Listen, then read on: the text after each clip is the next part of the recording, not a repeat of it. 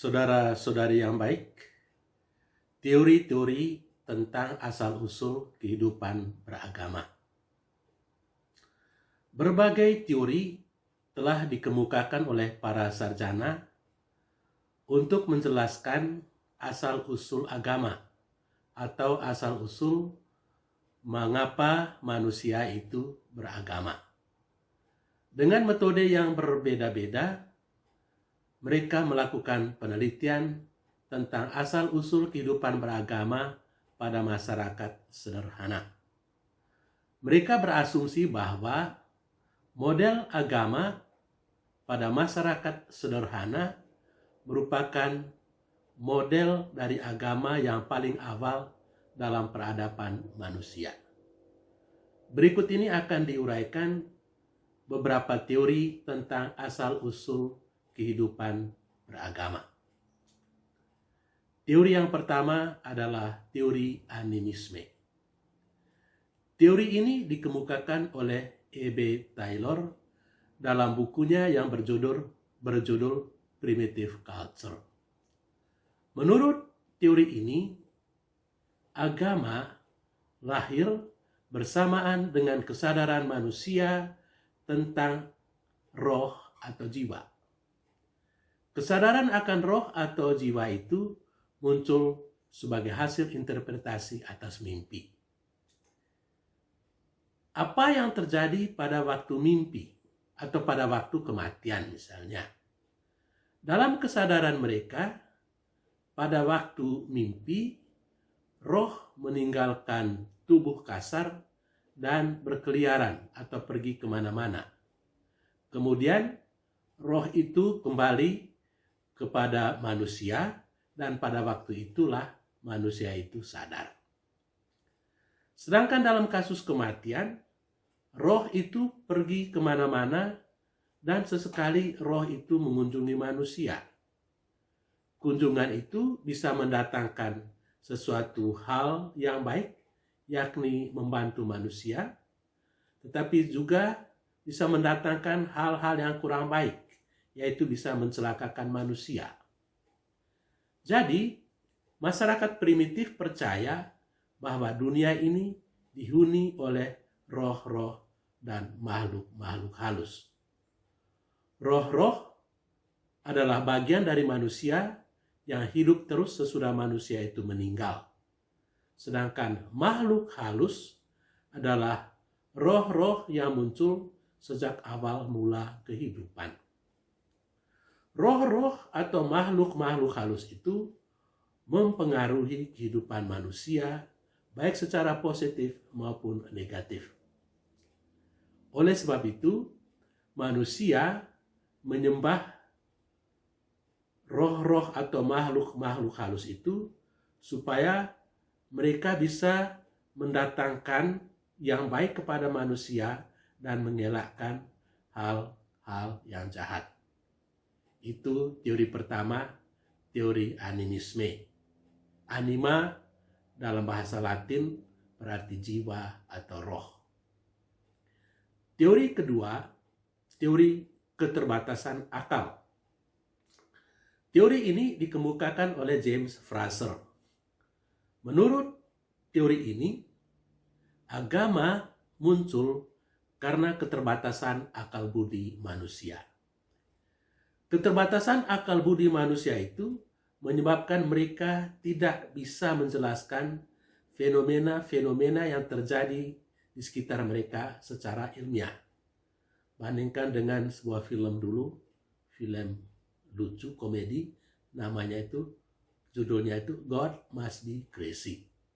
Film tentang orang-orang Afrika yang menyembah helikopter karena mereka tidak bisa paham bagaimana besi itu bisa berterbang di udara. Guna memecahkan persoalan-persoalan yang tidak bisa dipahami itu, manusia menggunakan ilmu gaib atau melakukan tindakan-tindakan magis. Tetapi seringkali terjadi bahwa tindakan-tindakan magis itu tidak berhasil. Oleh karena tidak berhasil, mereka mulai berpikir jangan-jangan di dunia ini ada makhluk halus yang lebih berkuasa daripada manusia. Dan perlahan-lahan mereka mulai percaya kepada makhluk-makhluk halus itu. Dan kepada makhluk-makhluk itulah mereka menyerahkan diri sehingga muncul agama. Itu teori yang kedua. Teori yang ketiga, teori krisis dalam hidup. Teori ini dikemukakan oleh M. Crowley dan dikembangkan oleh Van Gennep. Menurut teori ini, agama muncul ketika manusia mengalami krisis-krisis dalam hidup, seperti sakit berkepanjangan, bencana alam, penderitaan, atau kematian. Krisis-krisis itu adalah sesuatu yang tak dapat dielakkan, sekalipun manusia itu sangat berkuasa atau kaya raya. Kesadaran akan krisis itu membawa manusia kepada pemikiran akan adanya kekuatan yang luar biasa yang melampaui kekuatan manusia. Kekuatan itu diberi dengan bermacam-macam nama. Mereka pun percaya bahwa kekuatan itu bisa membawa mereka keluar dari krisis-krisis yang mereka alami. Oleh karena itu, mereka menyerahkan diri kepada kekuatan luar biasa itu. Mereka pun melakukan upacara-upacara atau ritus-ritus untuk menghormati kekuatan-kekuatan tersebut. Dan ritus-ritus itu adalah awal dari kehidupan beragama. Itu teori ketiga, teori krisis dalam hidup. Teori keempat, teori kekuatan luar biasa. Teori ini dikemukakan oleh R.R. Marett. Menurut teori ini, agama muncul karena ketidakberdayaan manusia mengatasi kejadian atau peristiwa-peristiwa luar biasa. Dia mengkritik Taylor yang mengatakan bahwa agama muncul dari kesadaran manusia akan roh atau jiwa. Menurut Marett, kesadaran seperti itu terlalu rumit dan kompleks untuk pemikiran manusia yang masih sangat sederhana. Sebaliknya, bagi Marett, kehidupan beragama muncul dari ketidakberdayaan manusia untuk mengatasi kejadian-kejadian luar biasa itu. Peristiwa-peristiwa luar biasa itu dianggap sebagai akibat dari kekuatan-kekuatan yang sakti. Dan kepercayaan kepada kekuatan yang luar biasa itu diyakini oleh Marett mendahului kepercayaan kepada makhluk halus. Oleh sebab itu, dia berpendapat bahwa sebelum animisme muncul terlebih dahulu kepercayaan pra-animisme atau yang disebutnya dengan dinamisme. Itu teori keempat. Teori kelima, teori totemisme. Teori ini dikemukakan oleh Emil Durkheim sebagaimana tertuang dalam bukunya yang berjudul The Elementary Forms of Religious Life. Di dalam buku itu, Durkheim melaporkan hasil penelitiannya tentang kehidupan beragama pada suku-suku asli di Australia. Menurut dia, bentuk dasar dari kehidupan beragama pada suku-suku itu adalah totemisme. Totemisme berarti percaya kepada sesuatu atau kekuatan yang berada di balik totem-totem. Argumentasi dasar dari Durkheim adalah bahwa dengan menyembah totem, masyarakat itu menyembah dirinya sendiri. Mengapa masyarakat itu menjadi objek penyembahan? Menurut Durkheim, alasannya adalah karena masyarakat memiliki kekuatan-kekuatan yang luar biasa yang bisa memaksa anggota-anggotanya bisa melakukan sesuatu sesuai dengan keinginannya. Sebagaimana halnya dewa-dewi memaksakan para pemeluknya untuk melakukan sesuatu sesuai dengan keinginannya. Kekuatan pada masyarakat, menurut Durkheim, terletak pada norma-norma adat istiadat, nilai-nilai, hukum-hukum yang memaksa individu melakukan sesuatu sesuai dengan fakta-fakta sosial tersebut. Artinya, masyarakat memiliki kekuatan yang setara dengan kekuatan dewa-dewi dan bisa memaksa anggota-anggota masyarakat itu melakukan sesuatu sesuai dengan keinginannya. Itulah sebabnya masyarakat itu disejajarkan dengan dewa-dewi dan menjadi objek penyembahan.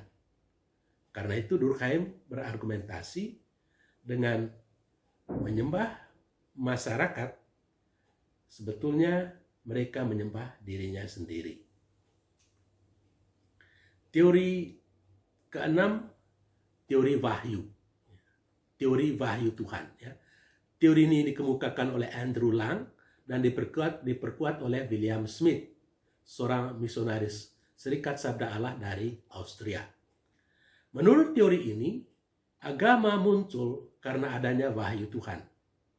Dan hal itu ditunjukkan oleh cerita-cerita rakyat. Di dalamnya selalu ada tokoh dewa-dewi yang dipercayai sebagai pencipta dan penjaga semesta alam. Menurut dia, cerita dewa dalam dongeng-dongeng itu menunjukkan bahwa kepercayaan terhadap monoteisme tidak dipengaruhi oleh ajaran Kristen atau Islam, tetapi berasal dari suku-suku itu sendiri. Pendapat Lang itu diperkuat oleh Pater William Smith yang adalah seorang antropolog, etnolog, dan ahli linguistik. Berkaitan dengan asal-usul agama, Pater William Smith menulis 12 jilid buku yang berjudul The Origin of Idea of God. Di dalam buku-buku itu dia menjelaskan tesis dasarnya, yakni bahwa kepercayaan terhadap Allah yang esa merupakan agama pertama yang dianut oleh manusia.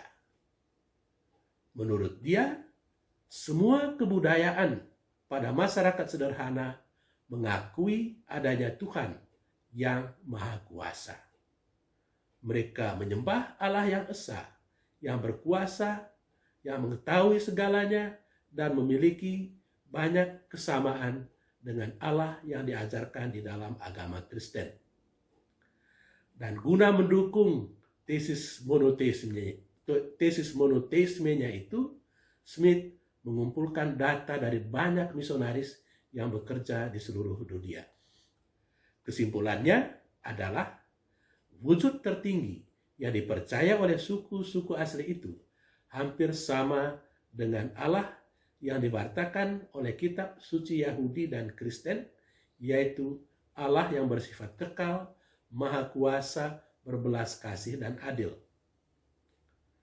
Dalam beberapa suku, namanya adalah kekal, yang mirip dengan Allah dalam tradisi Yahudi atau Kristen, ego sum qui sum, yang berarti aku adalah aku, atau aku adalah selalu ada. Saudara-saudari, demikian beberapa teori tentang asal-usul kehidupan beragama.